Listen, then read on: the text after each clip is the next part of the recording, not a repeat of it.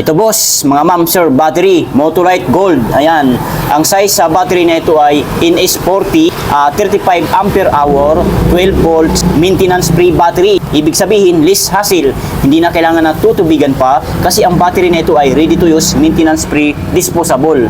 At once na ma-meet ang 2 to 3 years, automatic i-dispose na ang battery na ito. Sa madalang salita, papalitan na ng panibagong battery. So itong battery na ito ay para sa sasakyan na Toyota Light S. Itong battery na ito. So itong battery na ito, paalala ko lang, hindi po ito pangkaraniwang na regular size lang po. Regular siya na battery, hindi po. Ito po ay tinatawag na reverse. Ayan po.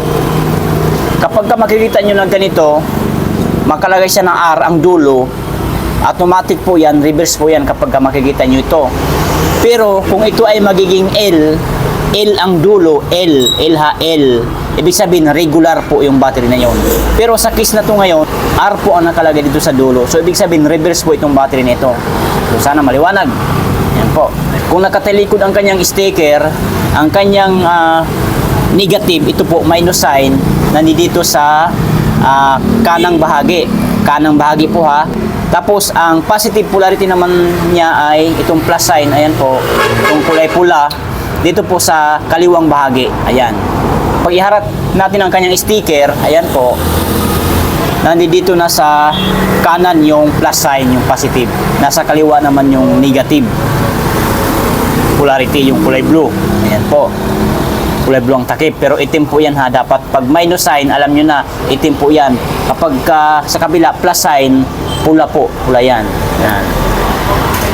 Ito po ay brand new na battery. Bibili na ng ating customer. Nagpa-cash out lang sa Gcash. Ayan.